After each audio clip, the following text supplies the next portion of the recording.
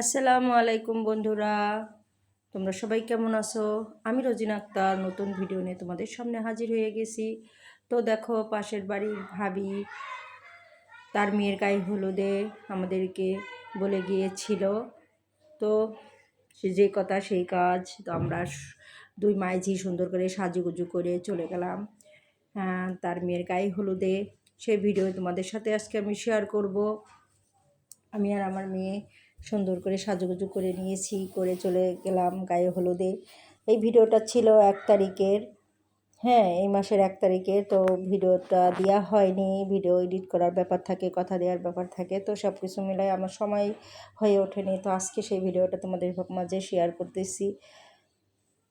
এই তো আমি ছোট ছোট করে একটু ভিডিও করেছি।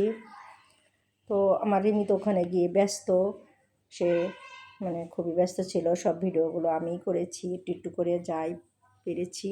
তো ভিডিওগুলো নিয়েছিলাম, কেমন হয়েছে তোমরা অবশ্যই জানাবে। তো দেখো, মেয়ের বান্ধবীরা সবাই মিলে একটু মজা করতেছে। ভাবির মেয়েটা আমার মেয়ের থেকে অনেকটাই বড় ছিল। তো বিয়ে হচ্ছে, অনেক আগেই আর কি কাবিন হয়েছিল। এখন আর কি মেয়েকে একটু আনুষ্ঠানিকভাবে উঠিয়ে দিচ্ছে আর কি। যাই হোক, এখন আমি আমার মেয়ে দেখো আমরা একটু সাজুগুজু করেছি। অবশ্য মানে আমি এরকম সাজুগুজু করতে চাইনি, মেয়ে বলতেছে মা একটু সাজুগুজু করো, এটা কিছু হবে না। তো আমি তো বললাম ঠিক আছে চলো সাজুগুজু করেই নি। আমি সবসময়ই তোমরা জানো হিজাব করি, পর্দা করে চলা পছন্দ করি। তো একটু হালকা পাতলা সাজুগুজু সবসময় মানে যে একটু করা লাগে, সবসময় একরকম থাকলে চলে না আসলে। তো এই তো একটু সাজুগুজু করে নিয়েছি। দেখো আমি আমার মেয়ে পাশাপাশি বসে আছি।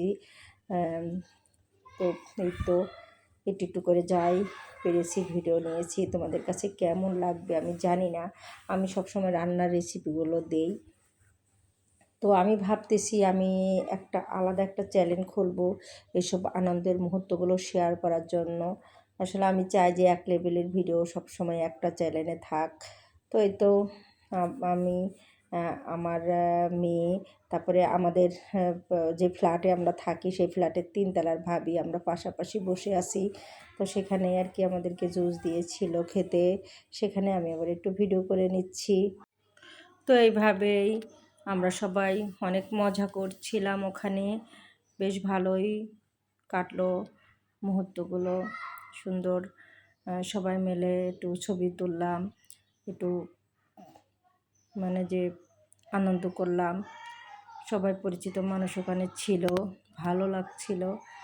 আমার ছেলেকে নিয়ে আসলে ও যেখানে যায় অনেক দুষ্টুমি করে, আর ওইগুলো ছবি টবি তোলা পছন্দ করে না।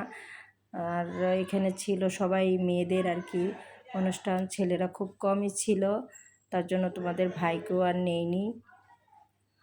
আর ভাবি বলেই গিয়েছিল যে মেয়েকে সঙ্গে করে নিয়েন বারবার। আমি একাই যাইতে চাইছিলাম, তবে রিমিকে ছাড়া যেন কেমন অসম্পূর্ণ লাগছিল, যাইতে চাইনি, বলতেছে না আমি যাব না, তুমি একাই যাও একাই যাও। তো এইভাবে কি হয় না কি, একা গেলে ভালো লাগবে না।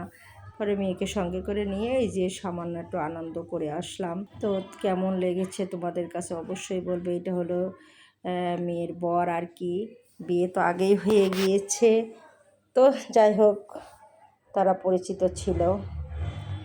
তো আমরা দুইজন আবার কিছু পিক তুললাম মা মেয়েতে মিলে।